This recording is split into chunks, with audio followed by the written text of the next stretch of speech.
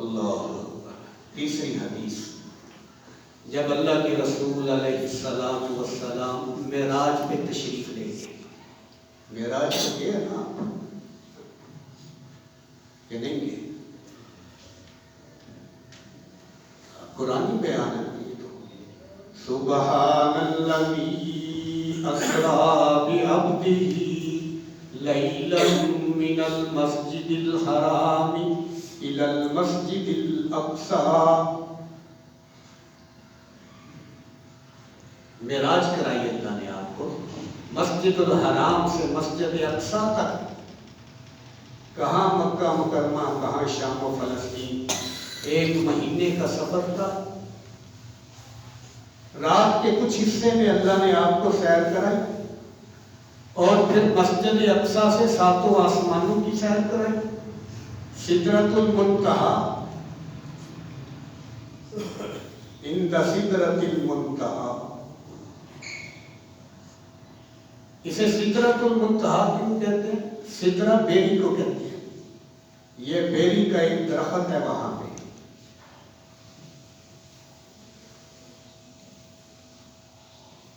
جو نیچے سے چیزیں جاتی ہیں وہ یہاں آ کے رک جاتی ہیں، سدرۃ المنتہا، اور جو اوپر سے مخلوق آتی ہے وہ بھی یہاں آ کے رک جاتی ہے۔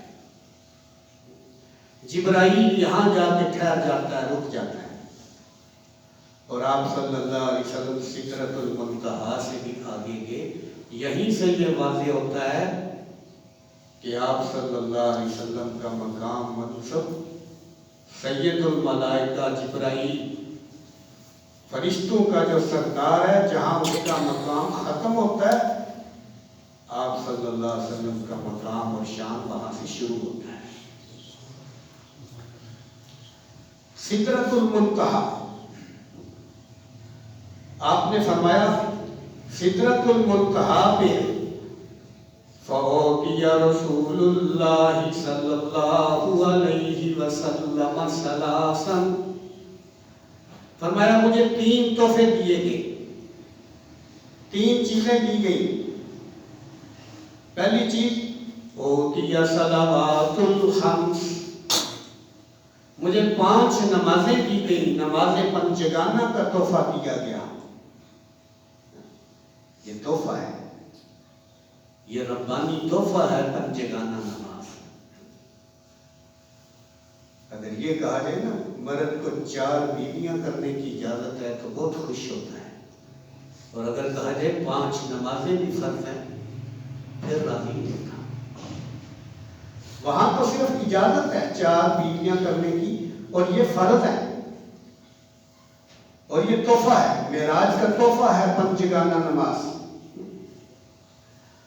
وَأُعْطِيَ خَوَاتِيمَ سُورَةِ الْبَقَرَةِ، فرمایا معراج کی رات مجھے سورۃ بقرہ کی آخری 2 آیتیں دی گئی ہیں۔ کیا مطلب؟ باقی سارا قرآن جبرائیل لے کے آیا ہے، باقی ساری وحی جبرائیل لے کر آیا ہے، لیکن یہ سورۃ بقرہ کی آخری 2 آیات براہ راست اللہ نے آپ کو عطا کی ہے۔ معراج والی رات براہ راست اللہ نے آپ کو عطا کی ہے۔ اتنی عظمت،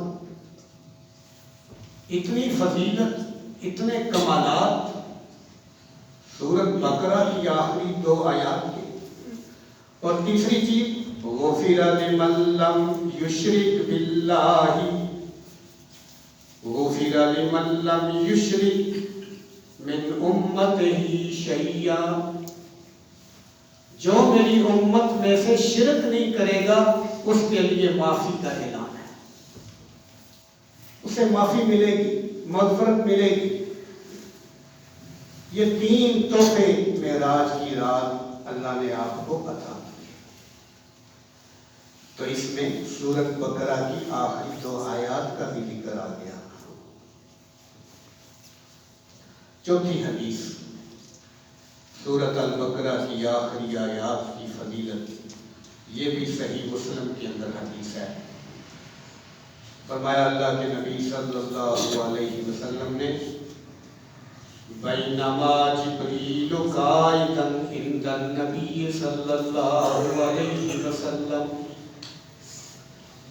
صحابی بیان کرتا ہے اللہ کے نبی صلی اللہ علیہ وسلم بیٹھے ہوئے تھے اور جبرائیل بھی آپ کے ساتھ بیٹھا ہوا تھا.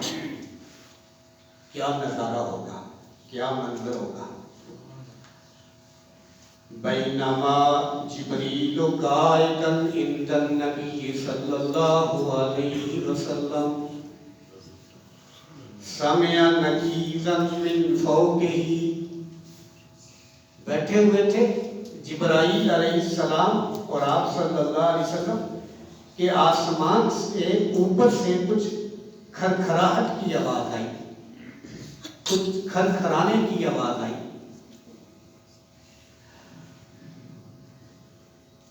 فرفع راسہ، جبرائیل نے اپنا سر اوپر اٹھایا. فقال ھذا باب من السماء فتح لم یفتح قط الا اليوم. فرمایا آسمان کا ایک دروازہ کھلا ہے جو آج سے پہلے کبھی نہیں کھلا. آسمان پہ دروازے بھی ہیں. آسمان کا ایک دروازہ کھلا ہے جو آج سے پہلے کبھی نہیں کھلا. فقال ھذا باب من السماء فتح لم یفتح قط قبل اليوم فنزل منه ملک. اس دروازے سے ایک فرشتہ اترا. فنزل منه ملک فقال ھذا ملک نزل الى الارض لم ينزل قط قبل اليوم. جبرائیل کہنے لگے یہ فرشتہ آج زمین پہ پہلی مرتبہ نازل ہوا ہے، یہ کبھی آج سے پہلے زمین پہ نہیں آیا. فسلم، اس فرشتے نے آ کر آپ کو سلام کیا اور ساتھ کیا کہا؟ قال ابشر بنورین، دو نوروں کے ساتھ خوش ہو جائیے، آپ کے لیے دو نور ہیں. ابشر بنورین لم یؤتہما نبی قبلک، آپ سے پہلے یہ کسی نبی کو یہ دو نور نہیں عطا کیے گئے. وہ دو نور کون سے ہیں؟ پہلا نور فاتحۃ الکتاب، سورۃ فاتحہ، اور دوسرا خواتیم سورۃ البقرہ، سورۃ بقرہ کی آخری دو آیات. کتنی فضیلتیں ہیں، کتنے کمالات ہیں. سورۃ بقرہ، فاتحہ، یہ پہلی کتابوں میں بھی اس جیسی سورت نہیں اتری. یہ پہلی آسمانی کتابوں کا بھی نچوڑ ہے، خلاصہ ہے، اور پورے قرآن کا بھی خلاصہ ہے. امام ابن کثیر رحمہ اللہ نے تو لکھا ہے ایاک نعبد و ایاک نستعین. اس کے گرد سارا دین گھومتا ہے.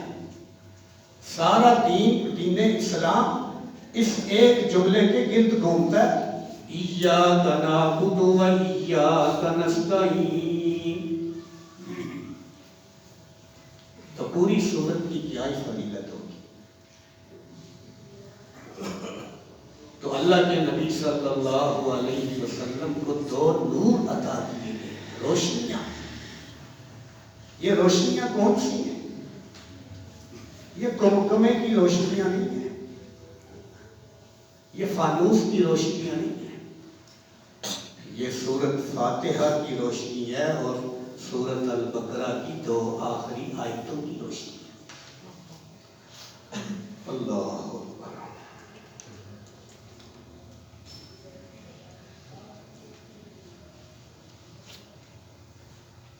اب یہ جو دو آخری آیات ہیں سورۃ البقرہ کی، اس سے جو پہلی آیت ہے اس کے ساتھ اس کا کیا تعلق ہے؟ ان دو آیتوں سے پہلی آیت ہے للہ ما فی السماوات وما فی الارض وَإِن تُبْدُوا مَا فِي أَنفُسِكُمْ أَوْ تُخْفُوهُ يُحَاسِبْكُم بِهِ اللَّهُ فَيَغْفِرُ لِمَن يَشَاءُ وَيُعَذِّبُ مَن يَشَاءُ وَاللَّهُ عَلَى كُلِّ شَيْءٍ قَدِيرٌ لِلَّهِ مَا فِي السَّمَاوَاتِ وَمَا فِي الْأَرْضِ آسمان و زمین کے خزانے اللہ کی ملکیت ہیں۔ وَإِن تُبْدُوا مَا فِي أَنفُسِكُمْ أَوْ تُخْفُوهُ يُحَاسِبْكُم بِهِ اللَّهُ جو تمہارے سینوں میں ہے تم اسے ظاہر کرو یا چھپاؤ، اللہ حساب لے گا۔ يُحَاسِبْكُم بِهِ اللَّهُ حساب سارا ہوگا، دل کی باتوں کا بھی، دل کے رازوں کا بھی حساب ہوگا اور اعمال کا بھی حساب ہوگا۔ پھر اللہ جسے چاہے گا بخش دے گا، جسے چاہے گا عذاب دے گا۔ فَيَغْفِرُ لِمَن يَشَاءُ وَيُعَذِّبُ مَن يَشَاءُ جسے چاہے گا بخشے گا، جسے چاہے گا عذاب کرے گا، کیونکہ کوئی اس سے پوچھنے والا نہیں ہے۔ وَهُوَ عَلَى كُلِّ شَيْءٍ قَدِيرٌ وہ ہر چیز پہ پوری قدرت کاملہ رکھتا ہے۔ جب یہ آیت اتری تو صحابہ کرام پہ بہت گراں گزری، بہت انہیں جو ہے محسوس ہوا۔ کتنا محسوس ہوا وہ اس حدیث سے معلوم ہوتا ہے کہ صحابہ کرام آپ کے پاس آئے، کہنے لگے یا رسول اللہ، اللہ نے ہمیں نماز کا حکم دیا، ہم نے نماز ادا کی۔ اللہ نے ہمیں روزے کا حکم دیا، ہم نے روزے رکھے۔ اللہ نے ہمیں حج کا حکم دیا، ہم نے حج کیے۔ لیکن آج اللہ نے ایسی بات کی ہے، ایسی آیت اتاری ہے جو ہمارے بس میں ہی نہیں، جو ہمارے اختیار میں ہی نہیں۔ فرمایا وہ کون سی آیت ہے؟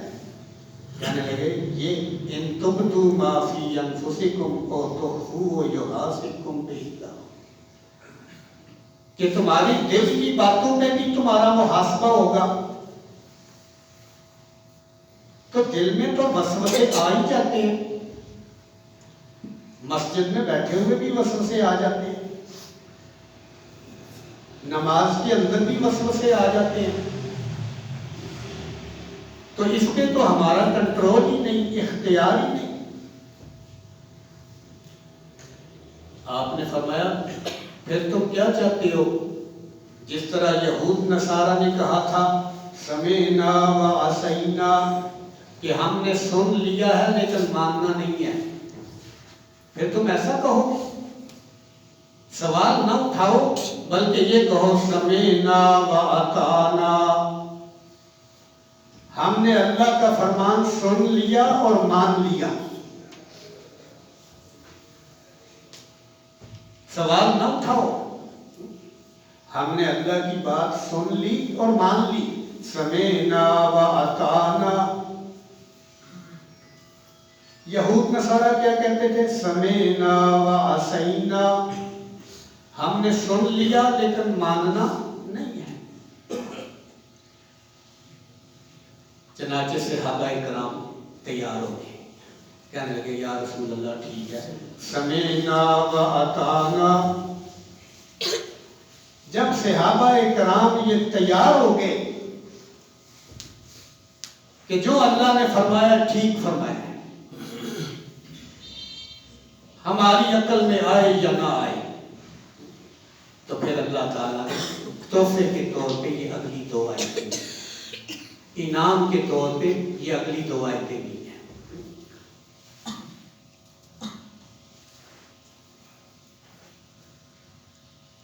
اور اس میں یہ کہہ دیا گیا ہے لا یکلف اللہ نفسا الا وسعها، اللہ کسی جان کو تکلیف نہیں دیتا مگر اس کی طاقت کے مطابق۔ اب ان آیات کا کچھ مفہوم اور معنی سن لیں۔ فضائل اور کمالات بھی ہو گئے، پچھلی آیت کے ساتھ اس کا ربط بھی ہو گیا، بلکہ سورۃ بقرہ کے شروع کے ساتھ بھی اس کا ربط ہو گیا ان آخری 2 آیات کا۔ اب ان کے معنی سن لیں۔ آمن الرسول بما انزل الیہ من ربہ والمؤمنون، رسول بھی ایمان لایا اللہ پر اور جو چیز اتاری گئی اس کے رب کی طرف سے، والمؤمنون، مومن بھی ایمان لائے، کل آمن باللہ وملائکتہ وکتبہ ورسلہ، ہر کوئی ایمان لایا اللہ پر، اس کے فرشتوں پر، اس کی کتابوں پر، اس کے رسولوں پر۔ لا نفرق بین احد من رسلہ، ہم اللہ کے رسولوں میں تفریق نہیں کرتے۔ وقالوا سمعنا واطعنا، انہوں نے کہا ہم نے سن لیا اور ہم نے مان لیا۔ غفرانک، ہم تو اسے معافی چاہتے ہیں۔ ربنا وإلیک المصیر، اے ہمارے پروردگار اور تیری طرف ہی پلٹ کے جانا ہے۔ ربنا لا تؤاخذنا ان نسینا او اخطانا،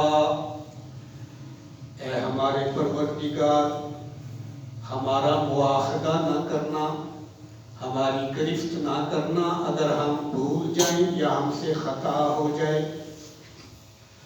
ربنا ولا تحمل علینا اصرا کما حملته علی الذین من قبلنا، اے ہمارے پروردگار ہم پہ وہ بوجھ نہ ڈالنا جو ہم سے پہلے لوگوں پہ ڈالا گیا۔ ربنا ولا تحملنا ما لا طاقت لنا بہ، ہم سے وہ بوجھ نہ اٹھوانا جس کی ہمارے اندر طاقت نہیں ہے۔ واعف عنا واغفر لنا، ہم سے درگزر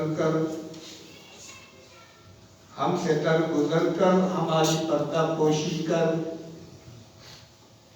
ورحمنا، ہم پہ رحم کر۔ انت مولانا، تو ہی ہمارا کارساز ہے، تو ہی ہمارا مالک ہے۔ فانصرنا علی القوم الکافرین، کافروں کی قوم کے مقابلے میں ہماری مدد فرما۔ یہ ان آیات کریمہ کا ترجمہ ہے۔ ترجمے سے ہی معلوم ہو رہا ہے کتنی شیرینی، کتنی مٹھاس، کتنی حلاوت ہے ان آیات کے اندر۔ آدمی معنی سمجھ کے ان آیات کا تلاوت کرے، لطف اٹھائے گا، محظوظ ہوگا اللہ کے کلام سے۔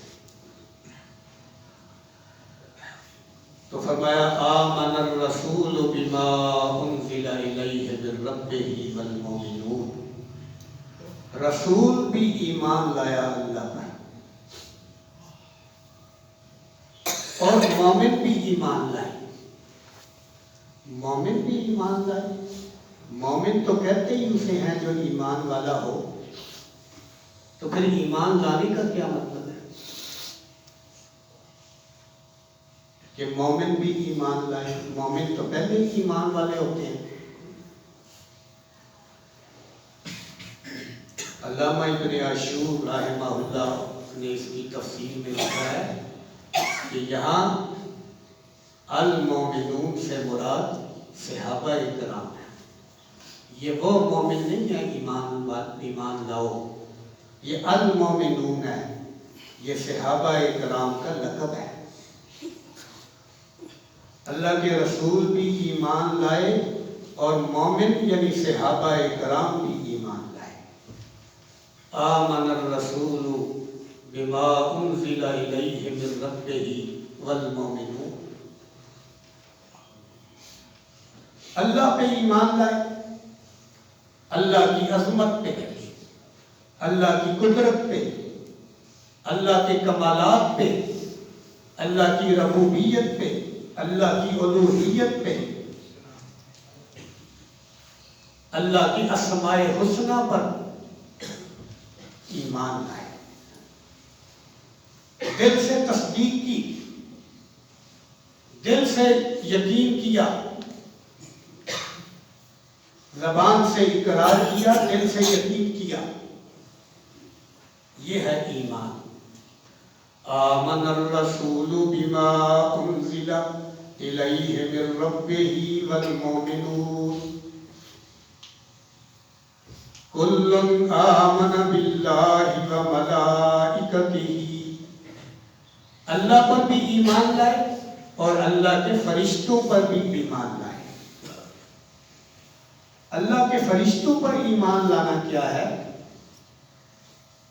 حضرت عائشہ رضی اللہ عنہا بیان کرتی ہیں کہ آپ نے فرمایا خلقت الملائکۃ من نور، فرشتے نور سے پیدا ہوئے ہیں۔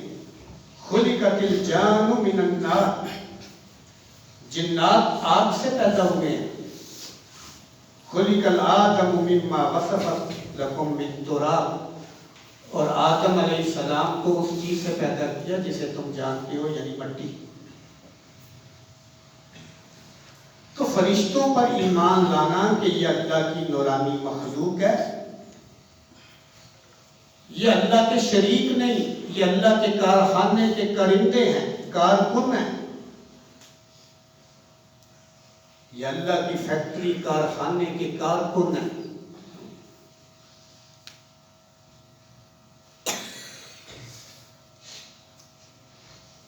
اور اللہ تعالیٰ نے ان کی ڈیوٹیاں لگا رکھی ہیں، ان کی ذمہ داریاں لگا رکھی ہیں۔ دو فرشتے ہر انسان کے ساتھ لگے ہوئے ہیں، کرامن کاتبین، جو انسان کی زندگی کا ریکارڈ تیار کر رہے ہیں۔ ما یلفظ من قول الا لدیہ رقیب عتید وَإِنَّ عَلَيْكُمْ لَحَافِظِينَ كِرَامًا كَاتِبِينَ يَعْلَمُونَ مَا تَفْعَلُونَ۔ دو فرشتے انسان کی ڈائری تیار کر رہے ہیں، اس کی ویڈیو فلم بنا رہے ہیں، انسان کی زندگی کا ریکارڈ رکھ رہے ہیں۔ اور کچھ فرشتے حاملین عرش ہیں، وہ اللہ کی عرش کو اٹھائے ہوئے ہیں۔ وَيَحْمِلُ عَرْشَ رَبِّكَ فَوْقَهُمْ يَوْمَئِذٍ ثَمَانِيَةٌ، چار فرشتوں نے اللہ کی عرش کو اٹھایا ہوا ہے، اور قیامت کے دن 8 فرشتے اللہ کی عرش کو اٹھائیں گے۔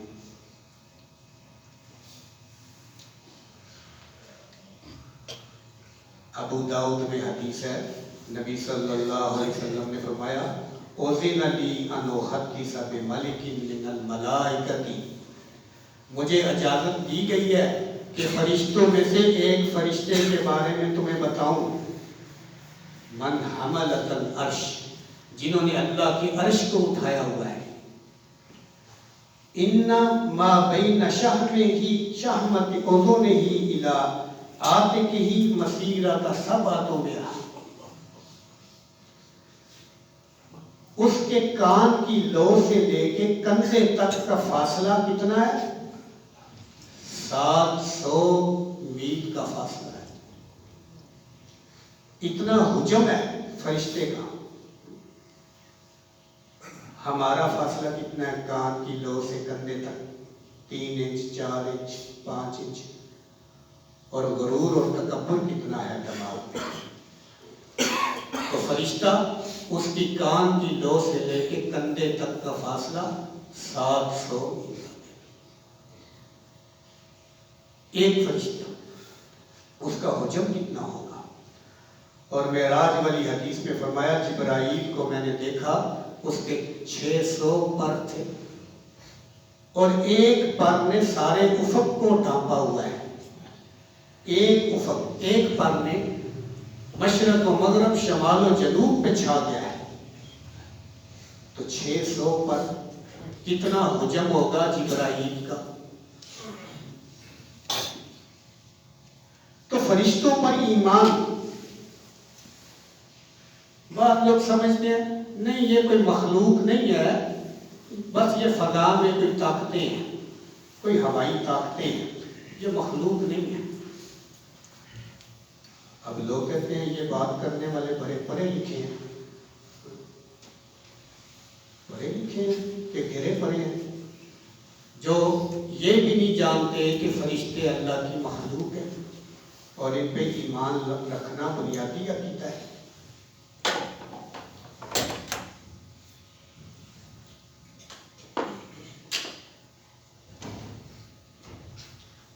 تو اللہ کے فرشتوں پر ایمان،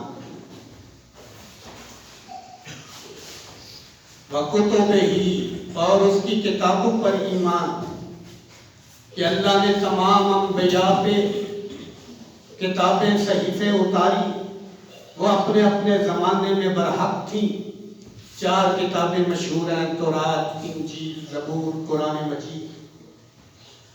پہلی کتابوں پہ اجمالاً ایمان رکھنا کہ وہ اپنے اپنے دور میں برحق کتابیں تھیں، اور قرآن مجید کے اوپر تفصیلاً ایمان رکھنا، پوری وضاحت کے ساتھ قرآن مجید کے اوپر ایمان رکھنا، ہر لفظ پہ ہر آیت پہ ایمان رکھنا۔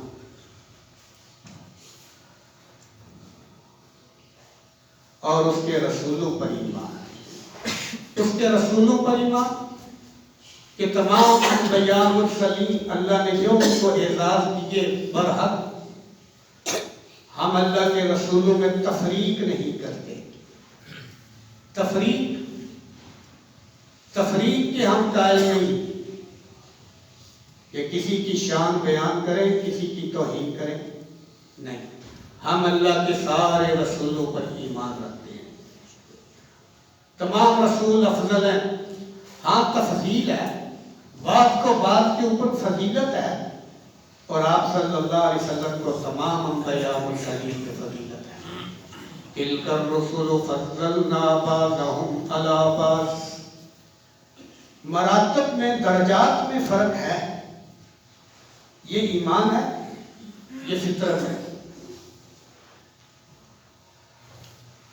رَبَّنَا لَا تُؤَاخِذْنَا إِن نَّسِينَا أَوْ أَخْطَأْنَا، پھر یہ دعا سکھائی گئی سورۃ بقرہ کی آخری آیت میں کہ اے ہمارے پروردگار، اگر ہم بھول جائیں یا ہم سے خطا ہو جائے تو ہمارا مواخذہ نہ کرنا، ہماری گرفت نہ کر۔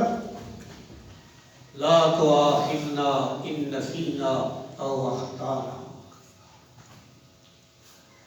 سوال پیدا ہوتا ہے کہ بھول چوک تو ویسے ہی معاف ہے، بھول ہو جائے یا خطا ہو جائے وہ تو ویسے ہی معاف ہے، تو پھر معافیاں کیوں مانگی جا رہی ہیں؟ یہاں انبیاء مرسلین مہاجرین انصار صحابہ کرام کا ذکر ہے جو نسیان کو بھی عصیان سمجھتے تھے، جن کا تقوی اتنا تھا، فضیلت ان کی اتنی تھی کہ وہ بھول چوک کو بھی گناہ سمجھتے تھے۔ ربنا لا تؤاخذنا ان نسینا او اخطانا ربنا ولا تحمل علينا اصرا كما حملته على الذين من قبلنا، اے ہمارے رب ہم پہ وہ بوجھ نہ ڈال جس طرح تو نے پہلے لوگوں پہ بوجھ ڈالا تھا۔ پہلے لوگوں پہ، پہلی امتوں پہ بہت سختیاں تھیں، اگر کپڑے کو گندگی لگ جاتی تو اسے کاٹ دیتے تھے۔ ہمیں اجازت ہے دھو لو، جہاں گندگی لگی ہے اسے دھو لو۔ جب وہ گناہ کرتے تھے تو ایک ایک دروازے پہ لکھا جاتا تھا۔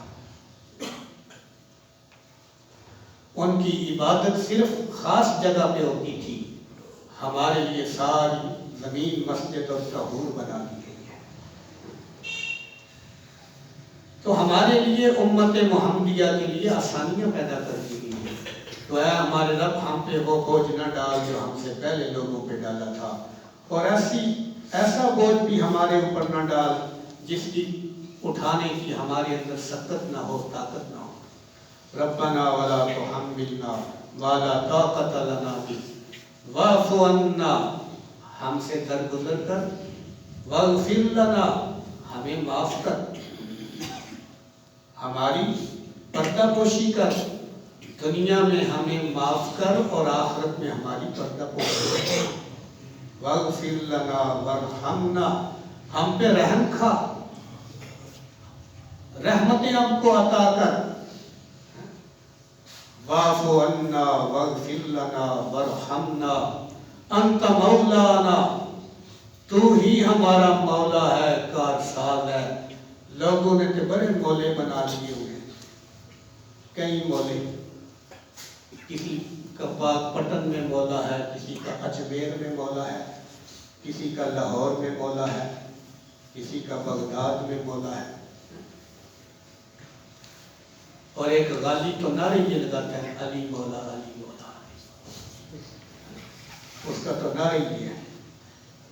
مومنوں نے دعا ایسے مانگی، انت مولانا، تو ہی ہمارا کارساز ہے، فانصرنا علی القوم الکافرین، کافروں کی قوم کے مقابلے میں ہماری مدد فرما۔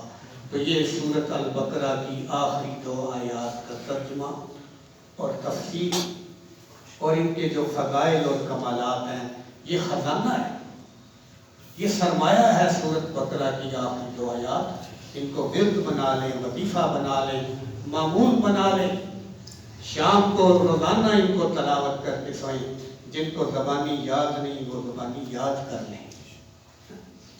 بہت سی چیزیں ہم یاد کر لیتے ہیں، قرآن کی 2 آیتیں بھی یاد کر لیں، آیت الکرسی یاد کر لیں، آخری 2 سورتیں یاد کر لیں، اور یہ سورۃ بقرہ کی 2 آخری آیات یاد کر لیں، کمی نہیں رہے گی، تھوڑ نہیں رہے گی، مایوسی نہیں آئے گی، گھبراہٹ نہیں ہوگی، ہر شر سے اللہ تعالیٰ حفاظت کرے گا، اپنے ذاتی خزانوں سے مدد فرمائے گا۔ اب ان صورتوں کا اثر کیا ہے؟ حدیث میں ہے کہ جب بندہ یہ آخری 2 آیتیں تلاوت کرتا ہے تو اللہ تعالیٰ آگے سے فرماتا ہے فعلت کذا فعلت کذا، ہاں میں نے ایسا ہی کیا، ہاں میں نے ایسا ہی کیا، جو تو نے مانگا میں نے تجھے دیا، نعم نعم، جی ہاں، ٹھیک ہے ٹھیک ہے۔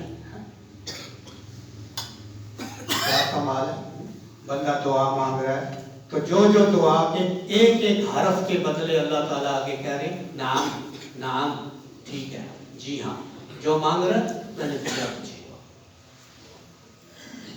تو اس خزانے کو ہاتھ سے نہ جانے دیں، اللہ ہم سب کا ہاتھ مان کے فرمائے۔